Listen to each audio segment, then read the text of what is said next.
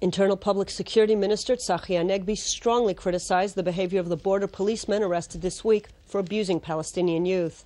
Hanegbi said it is the police department's duty to treat the case with the utmost severity. We get more on the recent abuse scandal from Efrat Batat. This week's arrest of 12 border policemen who were taken into custody for allegedly beating and abusing Palestinian youth has sparked much anger and embarrassment in the security establishment and widespread reactions throughout the country. Public Security Minister Tzachi Hanegbi strongly denounced the behavior of the border policemen who were indicted in the abuse case. Hanegbi said, "The abuse of Palestinians by border policemen, as exceptional as it is, puts us all to shame." He added, "The police and border police will not put up with such conduct. It is our duty to treat the case severely." The scandal broke out earlier this week when 12 border policemen serving in the territories were brought in for questioning on grounds of allegedly beating Palestinian youth, mistreating them, and forcing them to eat gravel. 3 policemen were brought to court and have confessed to the charges. They told police they detained 2 Palestinian minors during a patrol in the Abu Ghosh village near Jerusalem. They said they dragged the youth to a nearby forest where they punched them, beat them with clubs, poured dairy products over them, forced them to eat gravel, and kiss the soldiers' shoes, a particularly severe insult in the Arab world. 9 other troops were accused of lesser charges, including stealing money and property from Palestinians, and they are currently held under house arrest. Defense lawyers said the abuse stemmed from behavioral norms in a unit that was working long hours and under tremendous pressure.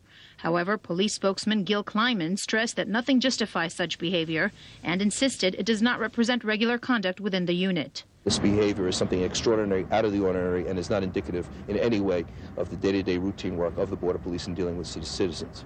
In a related matter, coinciding with a break of this story, a group of former soldiers who served in the West Bank have opened a photo exhibition in Tel Aviv documenting the mistreatment of Palestinians by Israeli troops. The soldiers who took the photos during their service in Hebron claim they want to show the public what life is like for the Palestinians living in the territories. It's a bit unfortunate that something like this has come out after their service as a sort of a after-the-fact exhibition as far as some of the dilemmas and some of the problems that they faced during their service.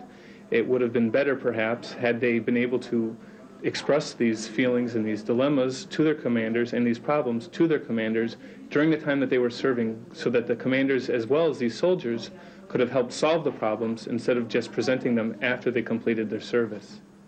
The Ministerial Committee for the Implementation of the Orr Commission findings has recommended the establishment of a government authority for the advancement of minorities in Israel. The findings were presented this afternoon at a Tel Aviv press conference called by its chairman, Justice Minister Yosef Lapid.